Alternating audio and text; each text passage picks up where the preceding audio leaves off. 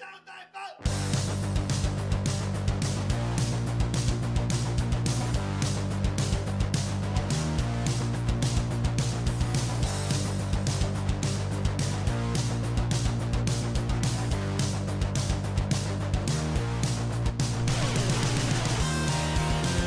hello out there, all you Stay Tuners. Welcome back to another episode of Stay Tuned Sports. This is episode number 22. How's everybody's week going so far? Mine's not going too bad. Last time we spoke, last Thursday we recorded, we had the Giants-Eagles game coming on after I got done recording. We all know how that turned out.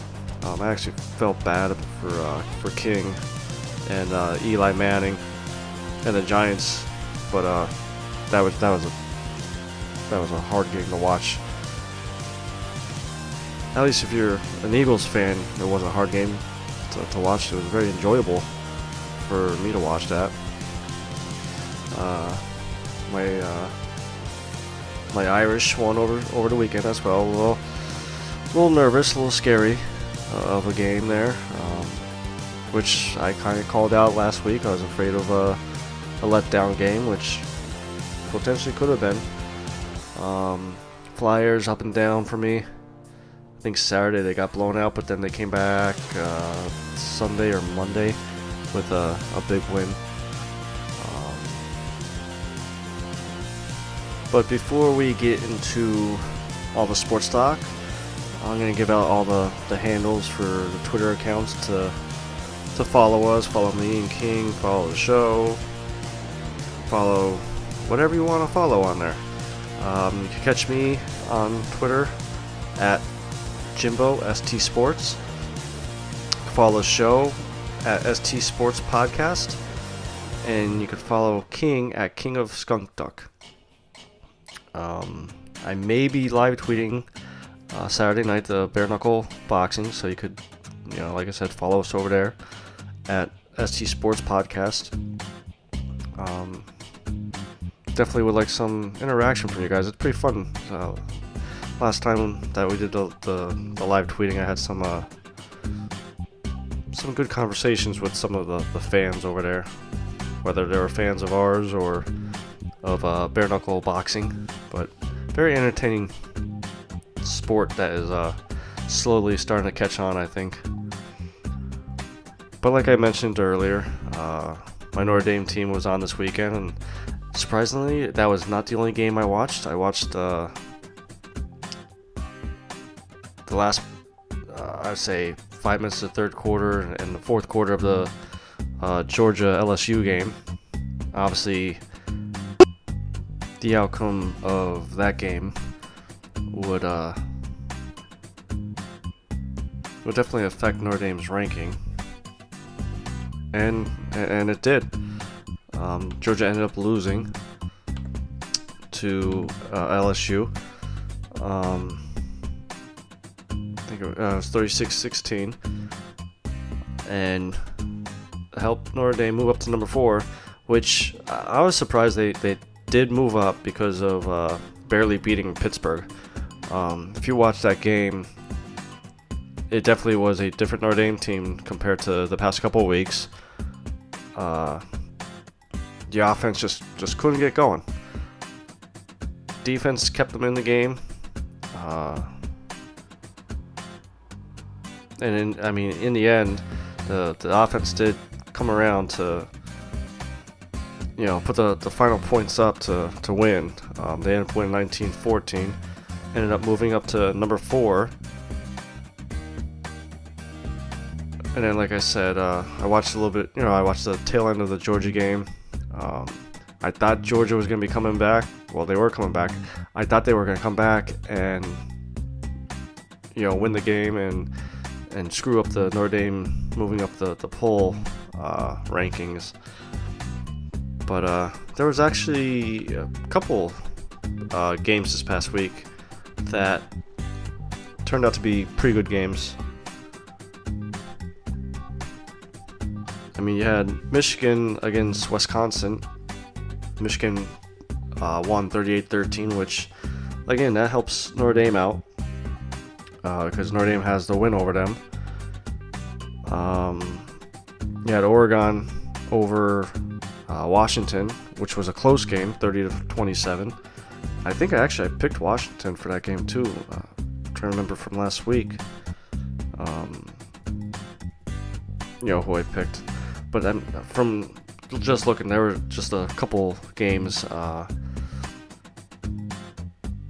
the top 25 that were pretty good games. But this week, it looks like we're loaded with top 25 games, playoff implication type games. Like this could be the most drama-filled week up to date for the season. Starting off with number 3 Clemson going up against number 16 North Carolina State. On paper, you would think Clemson should win this game, but it's North Carolina State. They could pull the upset. Notre Dame is off this week, so my liver will be taking a rest. Yeah, I was drinking a lot that night too. But you also have LSU, who jumped up from, I think they were 13th last week. They jumped up to number 5 in the rankings, which, again, my personal feeling, I wouldn't have been mad if they moved up to number 4, just because, like I said, Notre Dame didn't play that well against Pittsburgh, who's not a ranked team, and LSU defeated the number 2 team, not just by a point or by 3 points. They won by 20 points. So I wouldn't have been mad if they got up there to number 4. But it is what it is. And the funny part is all these rankings right now don't even matter, because they're not picking the playoff rankings for another 2 weeks, I think it is. So this is more just for the casual fan, I guess, if you want to say, to have bragging rights for right now, because in 2 weeks, who's to say LSU isn't number 4 and Notre Dame's number 5? So we'll see in 2 weeks how that goes. But then you also have Michigan against Michigan State, the big rivalry of these two teams. Obviously, I'll be pulling for Michigan. Obviously, I hope they win out now, as well as we do. It'll only help our playoff chances. But Michigan, that's always a good game. It's always a close, 3-7 points, something like that. Whether it's 7-3 or 37-34, it's always a good game to watch and entertaining. Then you have number 25 Washington State playing Oregon. Maybe I will start picking Oregon. Maybe, I do remember last week I said that I don't think they're that elite team that they were when Chip Kelly was there, but they're slowly climbing up the ranks. So I'll go with Oregon this week against number 25 Washington State. And then you have Mississippi State at number 22 against LSU. The way LSU played Georgia, you can't go against them. So I'm going to go with LSU for that game. And that rounds out the top 25 games that are playing this week. So it does look like there could be a lot of drama coming on. We're starting to get into that part of the season where every point counts. Well, yeah, it counts. Obviously, it counts. Every point matters. Every decision you do, you better make the right decision, because it could cost you the season. Speaking of costing yourself the season, moving on to a little NFL news with the New York Giants. A couple days ago, Giants owner came out, pretty much said he's not too happy about Odell Beckham's interviews that he's doing, and would rather him make headlines on the field compared to off the field. Listen, buddy, you knew what you were getting when you decided to give him that 5-year contract extension. You've had him on the team for 3-4 years now. Every year there's been some type of drama with him. Don't get me wrong, very talented receiver, very talented, but he's getting up there with the TO, always causing drama. Very talented. I know King kind of went on a rant on Twitter when the story broke about John Mara, basically saying that Beckham needs to be quiet and just start producing. He does produce, but the thing is with him is when stuff is going bad, he acts like a 10-year-old. And I may have put it on Twitter, or I may have commented to King, but the stuff he does on the sidelines, a normal human being don't act like that. This past week with the Eagles game, it looked like he was yelling at an AC unit or something, like some type of machine. Last year, it was kicking the field goal net or the practice net. Like, at what point you gotta grow up?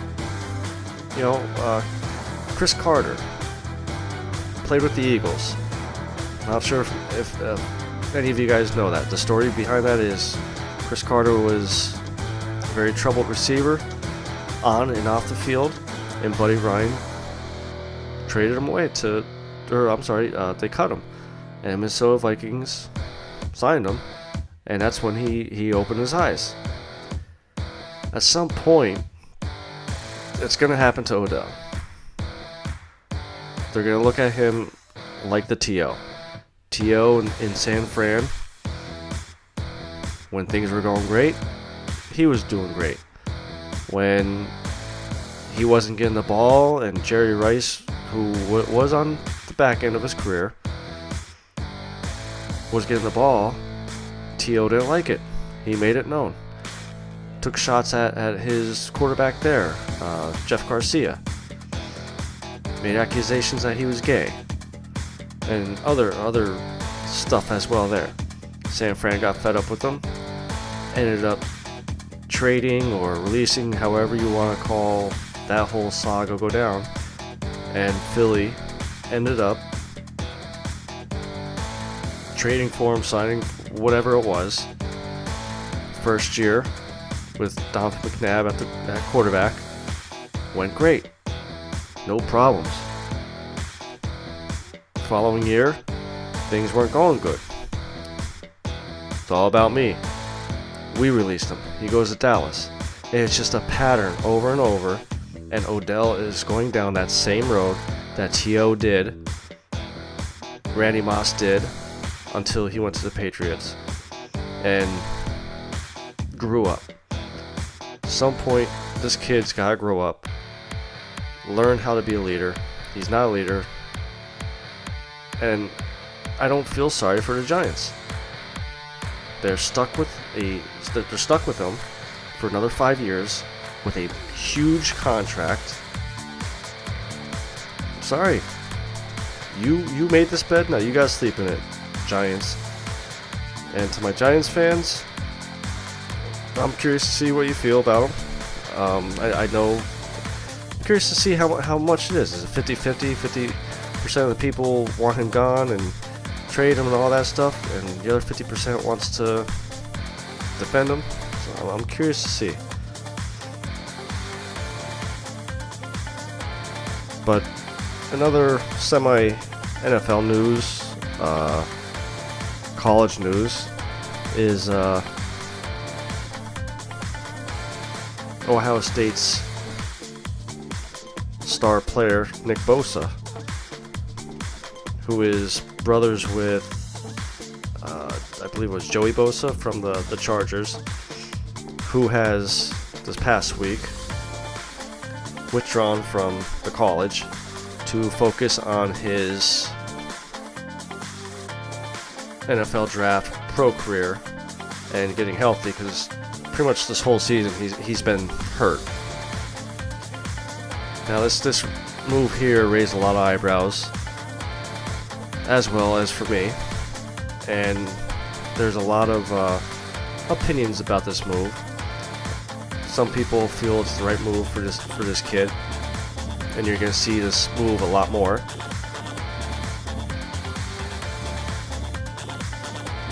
And the more I read articles about it and opinions about it, when I first heard the story, I was like, man, this kid is all about him.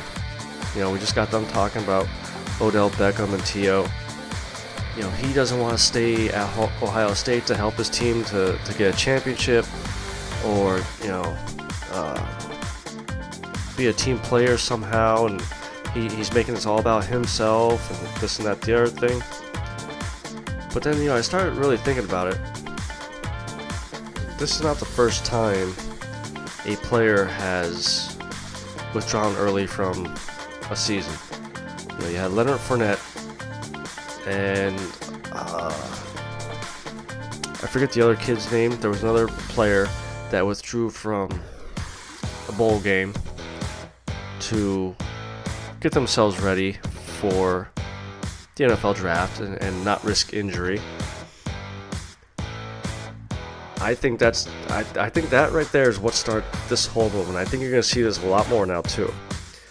And the one thing I did see, opinion that I saw, was more towards the NFL rule about when you could leave college. The NFL rule states that you can enter the NFL draft 3 years after you graduate high school. Now, this rule, a lot of people feel needs to be changed a little bit too, because the one example I saw was, I forget his first name, but his last name is Ward, from the Cleveland Browns, that just got drafted this past year. He's been out of high school for 3 years. Oh, the reason why the NFL said about the 3 years after high school is they're too young to, I guess, like maturity-wise, to enter the NFL. So that's why they said 3 years after you graduate high school, you could enter the NFL draft. The problem with this is Ward from the Browns, who is 21 right now, has been out of the NFL for 3 years. Or out of high school for 3 years. Nick Bosa, who has been out of high school for 3 years, won't be 21 until next year.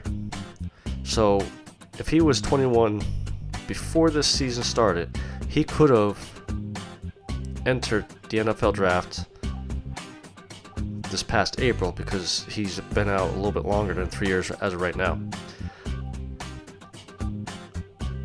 I think they should change the wording from not, the 3 years after high school graduation, change it to a set age. Like, you can't enter the NFL draft till you're 22 years old or 21. Because this is the problem you got going on right now. You got these young guys who are very talented players coming in and making millions of dollars, and you have old friends from high school or family members that you haven't talked to in years trying to give you advice and turning out to be the wrong advice, and you're seeing a lot of these players get in trouble with the law or steroid use, just bad advice. They gotta figure out a better system for these kids coming into the NFL. whether it's changing it completely where you can't enter the NFL till after your senior year of college, or putting a flat age limit on the rule. But something has to be changed, because you're going to start seeing this more and more with what Nick Bosa did. Skipping bowl games. And again, I don't blame these kids, because you look at Jalen Smith from Notre Dame 2 years ago. He was a top 5, maybe top 10 talent that was going to get drafted in those top 10 spots. Played in the bowl game, last game of his Notre Dame career, and had that gruesome knee injury and lost millions because he ended up getting drafted in the second round. Didn't play his rookie season,